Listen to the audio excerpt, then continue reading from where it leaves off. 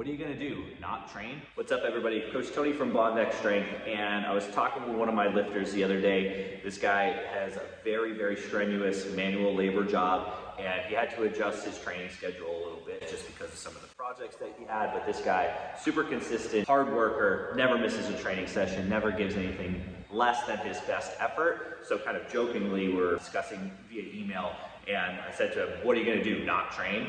And it's just not an option. And if lifting is important to you, if your health is important to you, you have to find a way to train. You can't not train. Not exercising is not a good option in pretty much every circumstance, barring some sort of significant injury where you do have to take some sort of time off. And the people who have the most success with their lifting, whether it's powerlifting, whether it's recreational, whether it's lifting to improve for a sport, they're the ones who find a way to get it done no matter what. They don't skip sessions, they find a way to adjust accordingly. And it's a big reason why we use RPE-based training, so that you can adjust and push harder if you're feeling great, but you can pull back if you're feeling lousy. It gives you a way to be productive with your training no matter what. And I think a lot of people go through this kind of cycle where they do pretty well for a while, but then they fall off the wagon, they miss a couple of training sessions, and they think because they've missed a couple of training sessions that everything is a lost cause, they're not gonna make any progress, they're gonna lose everything that they have, so they might as well not train at all. And that's not true.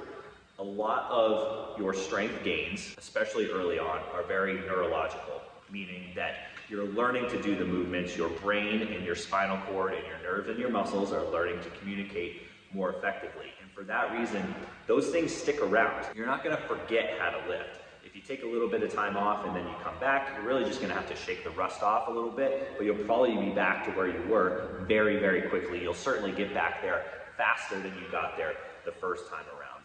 So if you've fallen off the wagon a little bit, if there's something getting in the way of your ability to exercise, you have to find a way to get it done. Even if it's just a little bit, even if the frequency is reduced, you go from 4 days to 3 days, you go from 3 days to 2 days.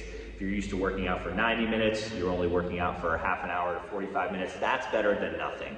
Because we talk a lot in the context of powerlifting, getting better at the sport of powerlifting, but it's exercise.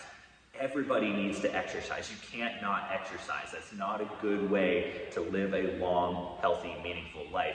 You need to move your body, you need to challenge your body in some way, shape, or form so that you can live a long life, that you can ward off typical diseases that come on due to a sedentary lifestyle. So you gotta find a way to get it done. No matter what's going on in your life, ask yourself, what am I gonna do? Not train? And when you put it in that context, you realize how silly it is to not find some way to carve out at least a little bit of time to put towards your overall health and well-being. It doesn't have to be world-class powerlifting style training, it just has to be a little bit of something.